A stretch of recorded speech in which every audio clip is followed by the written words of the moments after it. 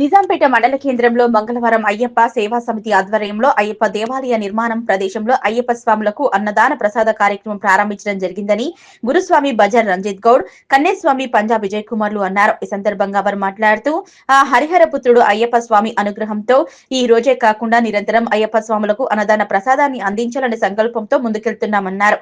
ఆ అయ్యప్ప స్వామి కృప తమపై ఉండాలని, స్వామివారి అనుగ్రహం అయ్యప్ప ఆలయం నిర్మించేందుకు అయ్యప్ప స్వామి ఆశీస్సులు స్వాములపై ఉండాలని వేడుకున్నారు. అలాగే అయ్యప్ప స్వామి మాలాధారణ ధరించిన స్వాములకు, హైవే వెంబడి వెళ్లే స్వాములకు ప్రతిరోజు అన్నదాన ప్రసాదం అందించేలా స్వామివారి శక్తి సంకల్పించాలని ఆ హరిహర పుత్రుడు అయ్యప్ప మణికంఠ స్వామిని వేడుకున్నట్లు తెలిపారు.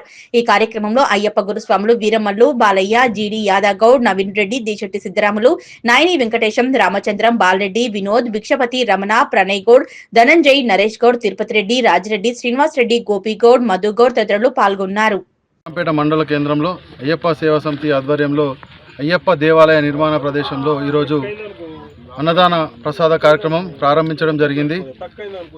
ఈరోజే కాకుండా నిరంతరంగా అయ్యప్ప స్వామి ప్రసాదం భక్తులందరికీ చేరవేసే విధంగా అయ్యప్ప స్వామి యొక్క పరిపూర్ణ కృప మా అందరిపై ఉంటూ ఏదైతే మేము తలపెట్టిన కార్యక్రమాన్ని అయ్యప్ప స్వామి ముందుకు తీసుకెళ్తాడని సంపూర్ణ విశ్వాసాన్ని వ్యక్తం చేస్తూ ఆ హరిహరపుత్ర అయ్యప్ప స్వామి యొక్క మా అందు నిలిచి ఒక గొప్ప సంకల్పంతో ఇక్కడ ఆలయ నిర్మాణం తొందరలోనే అయ్యేటట్టు అయ్యప్ప స్వామి కృప మా అందరిపై ఉండాలని, ఆ శక్తి మా అందరి సాములపై ఉంచి ఆ దేవదేవుని యొక్క దేవాలయ నిర్మాణానికి మమ్మల్ని భాగస్వాములు చేసుకోవాలని అయ్యప్ప స్వామిని మనస్ఫూర్తిగా ప్రార్థిస్తూ ఇక్కడికి ఎవరైతే ఈ హైవే వెంబట వచ్చే స్వాములకు ప్రతిరోజు ఇప్పటి నుంచి మొదలుకొని మాకు ఎంత శక్తి ఉంటే అంత అయ్యప్ప స్వామి మాకు ఎంత శక్తి కలగజేస్తే అంత శక్తి కలది అయ్యప్ప ప్రసాదాన్ని అందరికీ అందజేస్తామని తెలియజేస్తున్నాము. స్వామి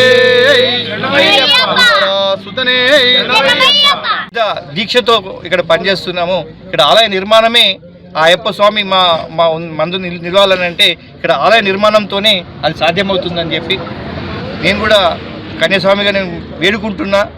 ఆ అయ్యప్పను, ఆ అయ్యప్ప యొక్క శక్తిని మాకు ప్రసాదించి అతి త్వరగా మా స్వాములందరి యొక్క ఏదైతే కృప ఆలోచన ఉన్నదో మా అందరు నిలిచి ఆ కృపకు మా అయ్యప్ప స్వామి పాత్రలు కావాలని వేడుకుంటున్నాను. స్వామి శరణమయ్యప్ప.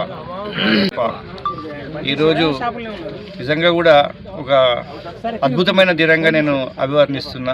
ఎందుకంటే పొద్దున్నే లేచినప్పుడు కానీ ఇలాంటి ప్రోగ్రామ్ కూడా జరుగుతుంది నిజాంపేటలో అని చెప్పి ఎవరు అనుకోలేదు. మేము రామాయంపేట అయ్యప్ప స్వామి దేవాలయంలో పూజ అనంతరం స్వాములందరం కూర్చొని ఈరోజు మధ్యాహ్నం భిక్ష గురించి చర్చిస్తుంటే మాకు ఫస్ట్ తట్టింది నిజాంపేటలో వెళ్ళి ఈరోజు భిక్ష చేద్దామని చెప్పి వెంటనే గురుస్వామికి ఫోన్ చేయగానే స్వామివారు ఇమీడియట్గా ఏర్పాటు చేస్తాం అందరిని రమ్మని చెప్పడం జరిగింది. అదేవిధంగా నిజాంపేట స్వాములే కాకుండా నస్కల్ నుంచి, రామాయంపేట నుంచి అందరి స్వాములకి చెప్పిన కొద్ది క్షణాలలోనే మంచి భిక్ష ఏర్పాటు చేసి స్వాములందరికీ కూడా మంచి సౌకర్యాలు ఏర్పాటు చేసిండ్రు. నిజంగా కూడా చాలా గురుస్వామికి స్వామిపాదం. ముఖ్యంగా అదేవిధంగా రేపు ఎల్లుండి కూడా ఇదే సన్నిధానంలో ఏదైతే గురుస్వామి ఆకాంక్ష ఉన్నదో ఆ స్వామి కృప, అయ్యప్ప స్వామి కృప మా అందరి మీద ఉండి ఇది నిత్య అన్నదాన క్షేత్రంగా వరదిల్లాలని చెప్పేసి అయ్యప్ప. అదేవిధంగా ఇక్కడ అన్నము భిక్ష దొరకకపోయినా నిజాంపేటకు వస్తే స్వాములకు భిక్ష దొరుకుతుంది అనే విధంగా ఈ క్షేత్రము వెదజిల్లాలి. అదేవిధంగా గురుస్వామి గారు ఇప్పుడే ఒక మాట అన్నారు, మేము